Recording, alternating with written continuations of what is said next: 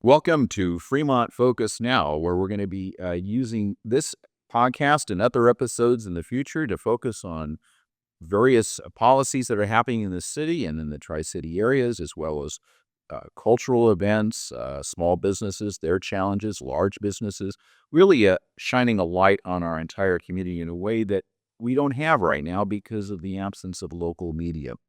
And my name is David Bonacorsi, former Fremont City Council member and many years in this community as my hometown. And I'm honored to have as my first guest, Mark Spencer. Hello, Mark. Hello, Dave. Let me introduce you. Mark has worked 35 years in the Bay Area as a licensed professional traffic engineer. Why are we here today? We're going to talk about why there's traffic in Fremont and the Tri-Cities and what we can do about it. And I can't think of a better person than to talk to Mark about it. Mark also has his connections to Fremont. Locally in Fremont, in addition to many transportation projects, Mark serves currently on the Fremont Mobility Action Plan technical advisor, served on that technical advisory committee, and now on the Mobility Commission, which was formed in 2020. After serving as chair for 4 years of the Mobility Commission, he was reappointed and is serving another 4-year term through 2027. And during COVID, Mark lent his expertise to the city at the vaccination site at the Fire Training Center right here on Stevenson, practically across the street from where we are, organizing traffic, parking, and pedestrian lines, accessing the building for several weekends. And Mark, in fact, I used that for one of my COVID shots. So thank you. I remember going through relatively seamlessly, and now I can You're then. Yes. So, Mark, tell us a little bit about what it means to be a traffic engineer. Well, when people ask me, like, what do you do? And years ago, I'd say, well, I'm a traffic engineer. I help move people from point A to point B, or I move cars through a network, or encourage people to ride a bike, or get on transit, or walk places. And as my career grew, I realized for me, being a transportation professional means I'm helping communities. I'm trying to make a community safer, more livable through mobility options. So every project I work on, whether it's something very small at a corner or whether it's a big development, I'm trying to lend some level of expertise and help that says, how can we do better? How can we make sure people are safe and people have options in terms of their mobility choices? And so mobility at a very reductionist level is how to get from point A to point B safely. It's moving people, goods, and services from one point to another, right? In essence. And we'll get, people say, well, traffic is, what is traffic? People think cars on a roadway. When people say, what do? I usually will say I'm a transportation engineer, which then brings in other modes. It implies multimodal aspects to it. I think of traffic as cars on a roadway or vehicular traffic. And that's a definition that I use, not everyone, but And when you say multimodal, what does that mean? Considering how do we get people to use transit? How do we get people from that first and last mile? How do we get them to and from transit? What kind of bike facilities can we provide for those that want those options? What are our conditions of our sidewalks? Every trip that someone makes, when you started today, you say, how did you get to work? Well, I drove to work. Your first mode was walking. Everyone is a pedestrian. You step outside your house into your car, or you go into your garage into your car. Everyone walks, for those that can walk, let's be honest. But, walking is the primary mode of people traveling. They don't think of that as a mode of travel. But we have to make sure that walking is safe and efficient and available for everybody. And then those sidewalks also have other purposes. Strollers, people walking their dogs, people in wheelchairs, people in strollers. So you have to think about all aspects and all modes and those choices. And that's what multimodalism is. And you say you're a traffic engineer, but I drive my car. I got opinions about traffic. Everybody you come across knows more about this traffic problem than you do, right? So how do you, what's your value add to be able to educate people and provide the services that you do? I'll look at it this way. I'm trained as a traffic engineer. My license is in traffic engineering. My master's degree is in transportation. So I have a level of expertise that I can lend, but I have a sensitivity to what the community is going through. Everyone is frustrated when they're sitting in traffic, when the light is red. How long is that light red? Why is there a stop sign here? Everyone drives, everyone has a driver's license, so they become a traffic engineer and they have opinions. And I'll talk to 3 people and I get 4 opinions. I get that. I have a sensitivity, I have an empathy for that. But I look at it from a systems perspective. It's not one person moving from point A to point B. It's what is good for the network, what's good for the city or for the system that is the most efficient for the system. That's really where the expertise and that's really where the professionals have to look at it. And not everyone sort of thinks in those terms, but what's good for the system is going to be good for everybody in the system to be able to move from point A to point B. Well, you talked about systems, and for people that live in the Tri-Cities, what are some of the major projects in Fremont that you provided traffic engineering support? Well, in Fremont, right from the beginning, when I first came out of graduate school and started working in Fremont, I was working on BART to South Bay before the Warm Springs station existed. Finally, it opened, and it's continued. Oh, you're old. Yeah. Well, between the two of us, we got over 100 years of good experience here, Dave. So let's not go there. Um, I've worked on the Fremont General Plan. Obviously, I was involved with the Mobility Action Plan. I've worked on several of the development projects, residential, commercial.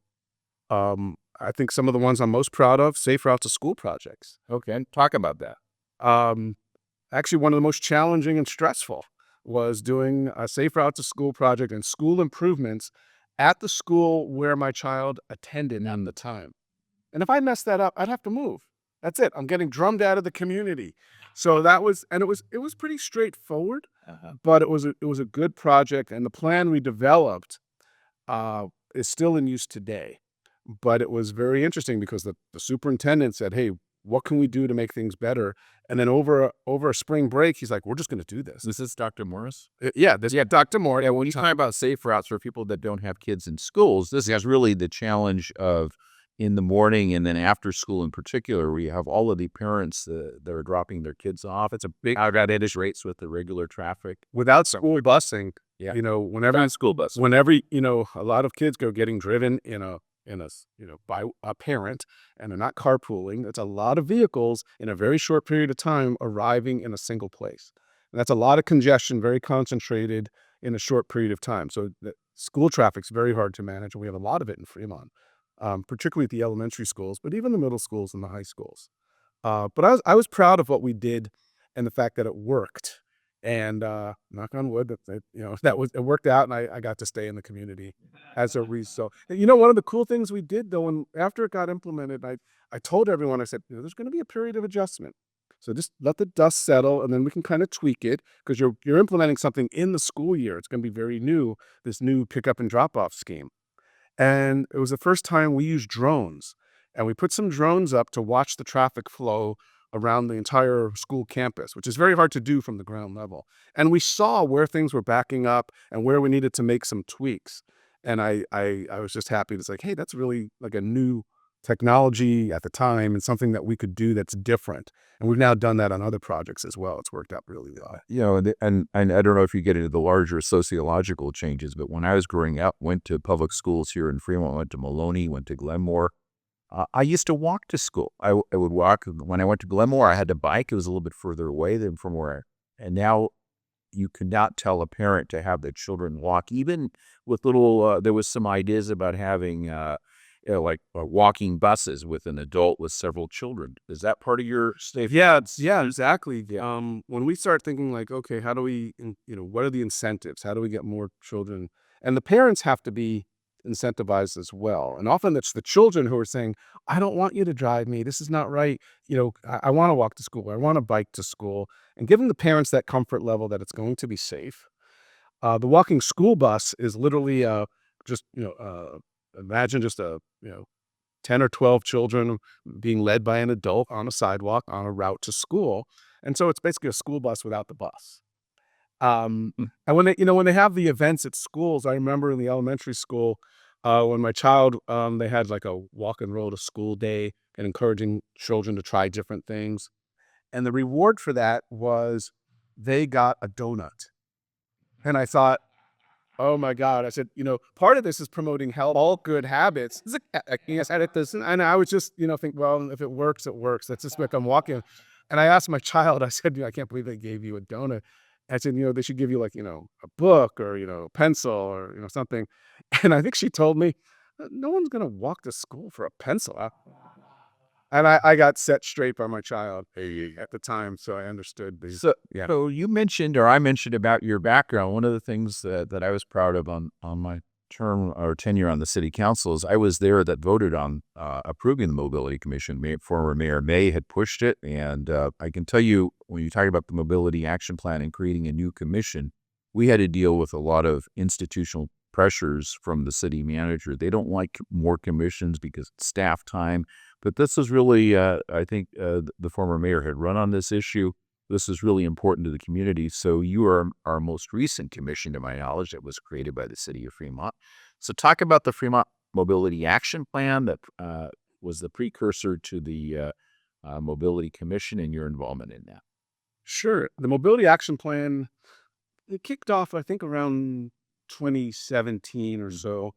Um, Staff actually, who I know a lot of staff in many places, including here in Fremont. And I remember having a lunch one day, and the idea of the Mobility Action Plan came forward. And a Mobility Action Plan is really a transportation plan for a community. So it includes how can we what are our priorities? How are we going to fund transportation projects? What are our challenges? What are our opportunities? What are our constraints? Taking all that into focus and first understanding, why do we have traffic? When people say, oh God, there's traffic, in that sense, traffic means congestion. Why are people frustrated? Why is it growing, or why is it outpacing what we can do to help manage that? And what can we do to help ourselves? What is Fremont's role in the region, within the county? How can we do better? Um, as someone who's been working on these types of plans, I was invited to apply to be on the task force for the Mobility Action Plan, and it was a group of individuals that represented, every council district. We had people from transit agencies, we had people from industry. I was the professional representative on that. Through that process, when we were working through these different issues, and there was a consultant team that was providing the technical expertise and analysis, and we were reviewing that. But I kept mentioning Fremont is the largest city at the time in the Bay Area without a traffic commission or a transportation commission. No oversight body as a commission. Smaller cities had them. I said, Fremont is at the point where we're overdue for this. So I was pushing for that within the Mobility Action Plan. And from that, we kept bringing it. I think I remember, Dave, one time when we were presenting the council, I had mentioned this, and I think you had said, hey, then you should be like the first person to sign up. And I was like, thanks, Dave. I need more night meetings in what I do for a living. But you weren't wrong. And then of course I did wind up being appointed too. The first Mobility Commission's like, thanks, I guess. Yeah.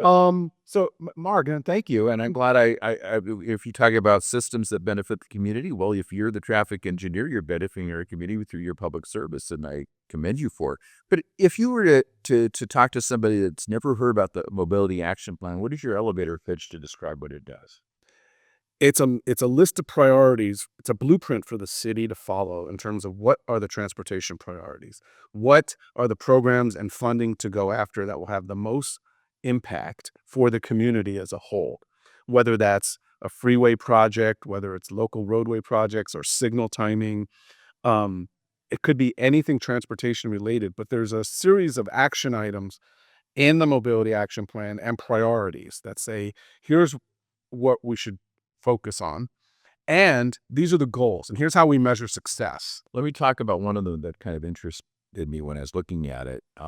When I was on the Planning Commission, I was amazed that the planning staff was basically surrendering to traffic congestion by saying, we're no longer going to accept levels of service C, but we're going to go down to D and E.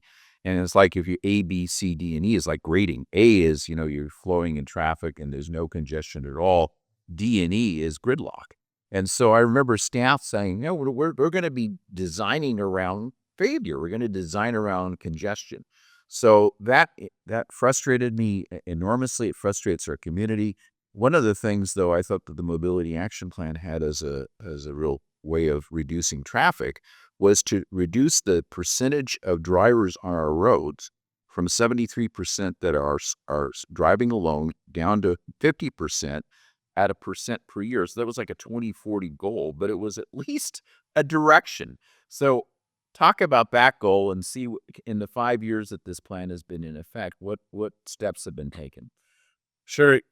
We use these goals in transportation quite a bit, and we are sometimes idyllic and aspirational, Sure. but we have to shoot for these things. Reducing single occupant vehicle trips, which I mean, you're driving solo in your car with no one else in your car with you.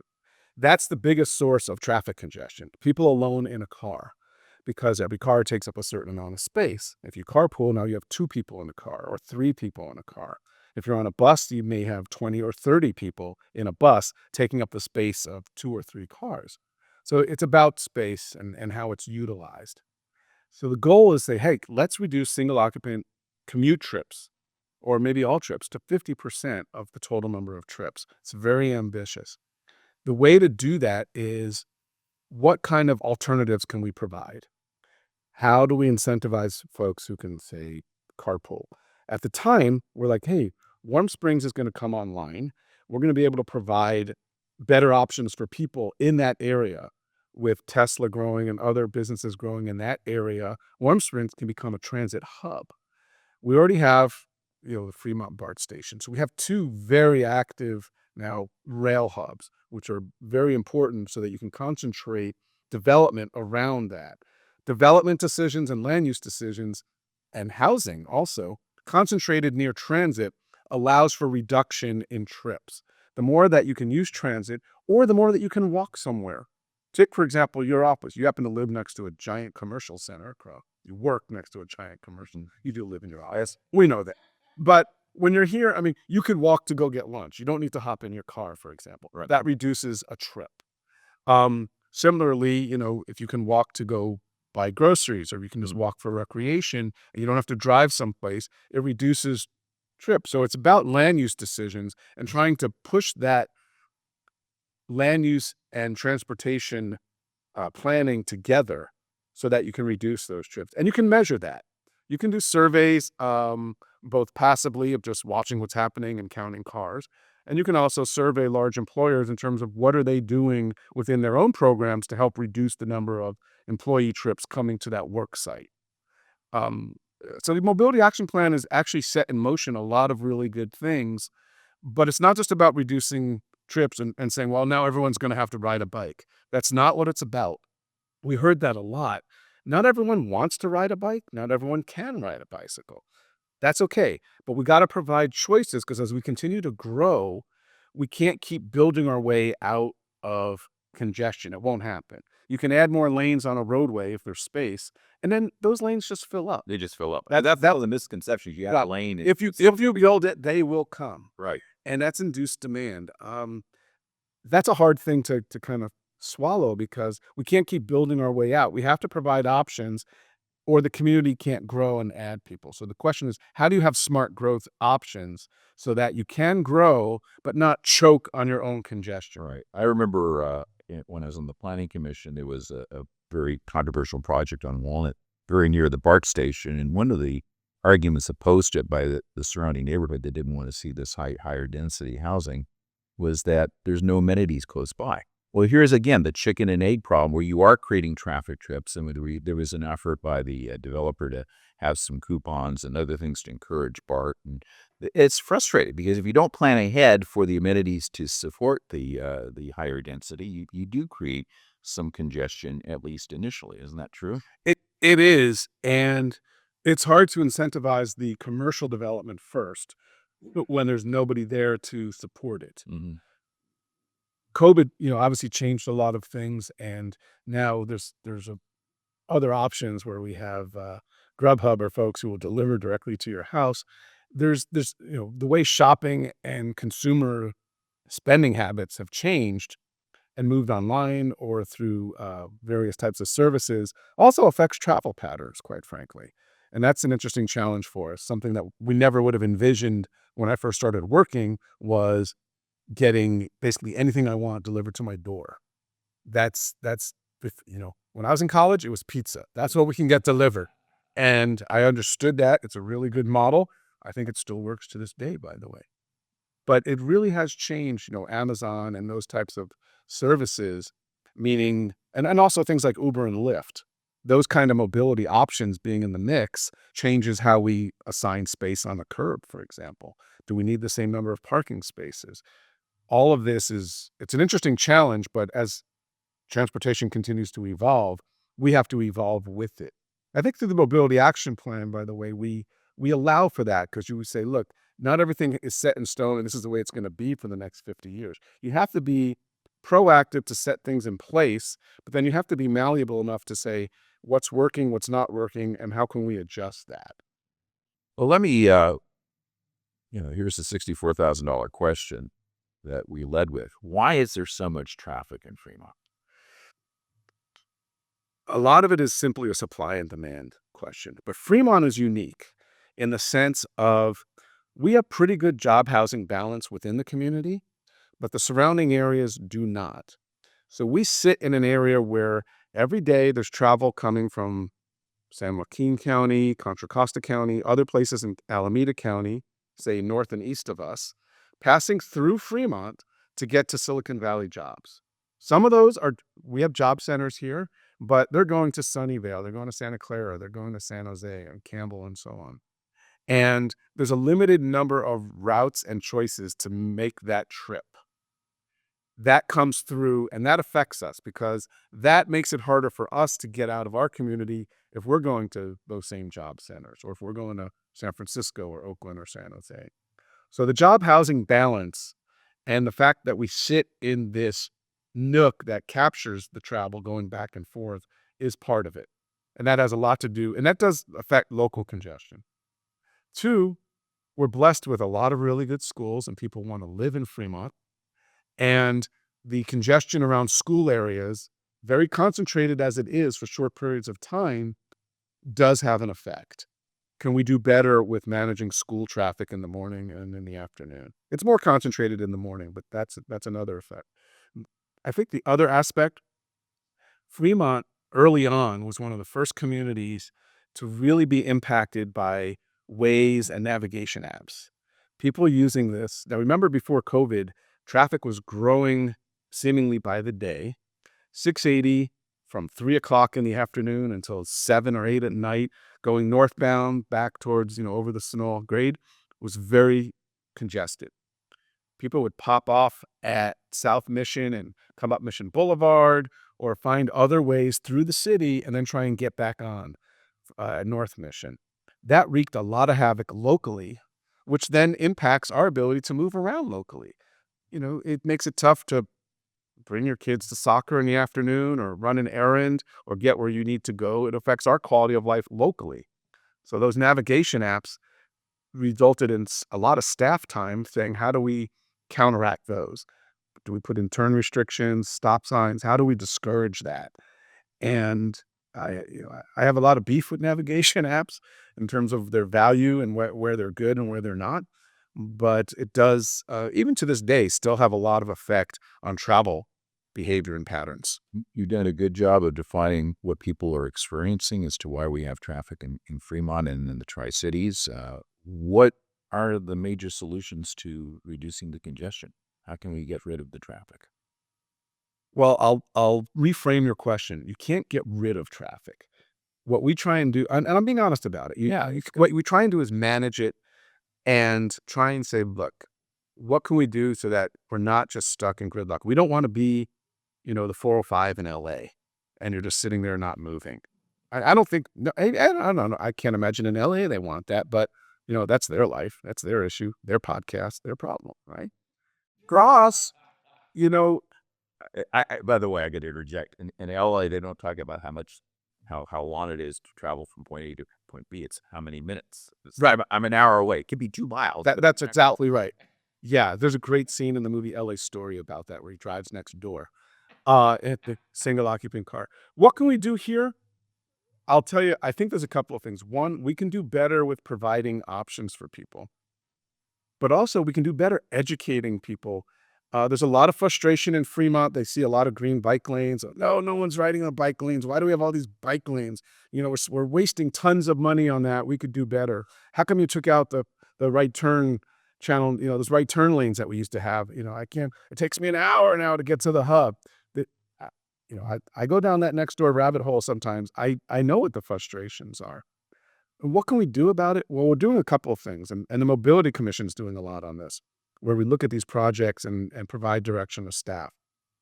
One thing is technology is getting better every day. We're doing better with timing of traffic signals and using technology to keep things moving on key corridors like Fremont Boulevard. Having transit options, having bike options, having walk options that are safe, efficient, reliable, cost-effective, that helps. Again, doesn't mean that we want everyone to suddenly take BART because, you're not going to be able to drive. No, we want to provide options for those that are able and want to do that. It has to be a more balanced system. Not everyone is going to be able to drive every trip, every time, every place they should go. Nor should they have to, I should say. Well, one of the technological advances that intrigued me, again, this is maybe not something that's going to move the needle, but I think it could, which is the Waymo concept of the autonomous vehicle. Because I think in our society, you and I are of a certain age, with American Graffiti, that having a car is, especially for a young man, it's a rite of passage. It's a life rite of passage. But once you uh, detach ownership of a vehicle with transportation and make it just a mode of transportation, maybe 4 people will get into a Waymo. Maybe it's cooperative driving, and you can have apps to say, hey, I need to get to this place. Can I get 3 other people into the car? Is that something that has some promise? It does, but I'll take it in a slightly different direction. The concept of car ownership, I think, is what you're bringing up. If everyone doesn't need to own their own vehicle, if you have shared mobility, it would free up parking spaces. Why do we need so many parking spaces? I've read so many different things on this. Why are there 8 parking spaces for every car that someone owns? At your house, at your place of work, at a shopping center, at a school, at a gym, at a park. It's really amazing how much space is devoted to that. If you had that type of shared mobility, where you don't need, not maybe a family can get by with 1 car instead of 2 or 3. That's an interesting land use question, first of all, but also allows for different. It can be managed different from a congestion point of view, and I'll tell you why. And I actually just did my first Waymo trip just a few weeks ago. Um, I'd been in demos before, but I actually was in San Francisco and did a Waymo. Um, when you think about when we drive, you drive a certain way. And, maybe you've got a lead foot, maybe you're light on the pedal, whatever it may be, but everybody is random. We don't all drive exactly the same. That actually causes a bit of like an accordion effect when people are driving on a roadway. It's not a smooth transition where everyone is, going on the same exact pace and driving the same way. We try and smooth that out through signal timing coordination and some other factors. When you have autonomous vehicles like a Waymo, you can get more uniformity in the way that the vehicles travel on a corridor, and that will be more efficient and allows for more throughput. That's a It's a great word, throughput. and that's what we're trying to do. It's maximizing your person throughput through a corridor. That's the best thing you can do within a system. It's the randomness that happens, where someone's going a little faster, someone's going a little slower, someone brakes a little heavier, someone sideswipes somebody. There's different things like that that disrupts the system. That makes it a lot more challenging. So you can be more space efficient with what you have on your roadway if you had more uniformity in the way things travel. That's one of the big upsides with autonomous vehicles that potentially is coming. Having acceptance of autonomous vehicles is a separate issue. I don't know about, have you tried a Waymo, or Not yet. No. you think you'd be nervous in a car with no driver? I would go with probably somebody that's done a Waymo before to I had nobody to yell at, but I wasn't as nervous as I thought I would be. And I can be a pretty nervous person in situations like that, but I found it very smooth and it was okay. Yeah, no, it's going to be a cultural shift, and once it Yeah. really truly is safe, I think it's going to be, I think we radically change driving habits. Talk briefly as we're wrapping up here about Vision Zero and what that is, and for people that don't know about it, and what's the Sure. So Vision Zero is a concept that originated in Europe quite some time ago, and it's basically a goal that says we should have zero fatalities related to traffic. And it's a goal. Achieving that is very difficult, but it should be the goal. The goal shouldn't be, well, we should only have like 3 or 4 fatalities. That's not a goal. You're still accepting that. We should accept 0 fatalities. That's what Vision Zero sets out to do. And it's a safety program. How do we get there? Fremont is a national leader in Vision Zero. It's been recognized nationally by the Institute of Transportation Engineers. People have come to Fremont to learn what has Fremont done to make this work. One of the reasons, by the way, we have a lot of green bike lanes is we've repurposed space on streets that we've made slower. So we had a lot of right of way. If we start to narrow the lanes, which will slow down traffic, or repurpose lanes where we don't need as much capacity, we then have space for those bike lanes. That's a trade-off. It's not a really it's not an expense. You have to, then repurpose the space that's there. But it's an interesting reallocation that slows down traffic that makes things safer. It's also how do we make things safer for pedestrians crossing streets? We in Fremont we have protected intersections. Those are these, you'll see the at like Walnut, and a few other places around town. We might have up to a dozen now, where we used to have big sweeping right turns. We now have we've shortened the crossing distances so that it's you don't have to walk 100 feet. You now only have to walk maybe 60 feet to cross the street. These are things that are all safety related. Fremont's done very well with reducing not just fatalities, but the severity of crashes and the injuries that we have. It's remarkable, but everything is aligned to make that happen. City council direction, staff, the health services, school programs, safe routes, all of it, police enforcement, all of that align towards a single purpose of reducing fatalities and reducing severity of crashes. Nationally, this has taken hold. Um, and recently, the biggest success story internationally, I recently read Helsinki, Finland, not like Fremont, but a bigger city, recently went through a 12-month period without a single fatality related to traffic. Amazing. That is an amazing stat. And granted, it's a bigger city. It has a lot of mobility choices, so their travel habits might be different. But as a goal, it's very worthy. And I find it cringeworthy when I'll read something and say, "Oh, this Vision Zero program's not working." It's like these people have zero vision. You know, it's why?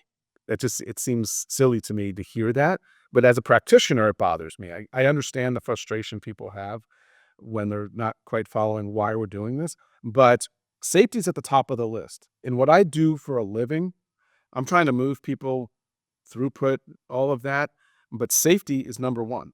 At the very top of the list, I will say, "Look, if things are moving a little bit slower and it takes you a little longer to get someplace, I will accept that trade-off up to a point if it's safer for people to walk, to have a stroller, to walk their dog, to be able to go someplace.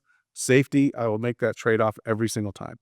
Well, Mark, I want to thank you for your time here, but before you leave, a couple of things I want you to list or identify some resources at a very high level that we'll be posting with the publications podcast.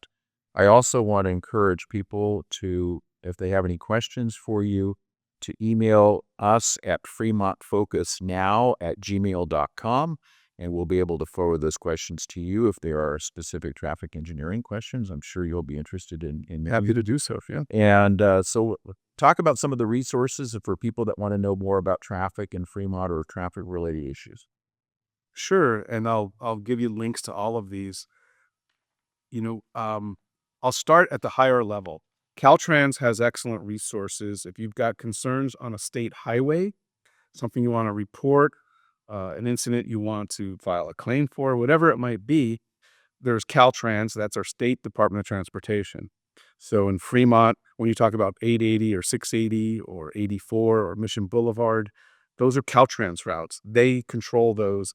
The city is a cooperative partner, but understand that those are state highways. Then at the county level, there's the Alameda County Transportation Commission, and there's Alameda County Public Works. They are handling other aspects, but they're mostly a funding arm in terms of what happens here in Fremont. Similarly, our Metropolitan Transportation Planning Organization is the Metropolitan Transportation Commission, or MTC. They're also a funding arm. So when we're writing grant applications and figuring out how do we pay for all of this, Fremont's very good about leveraging different opportunities so that we pull money from different grant sources. So it's not just coming out of taxpayer dollars. Links for all of that. But in Fremont, you can look at the Mobility Action Plan. You can look at our active transportation plan, our trail plan, our general plan, our bike and ped plan.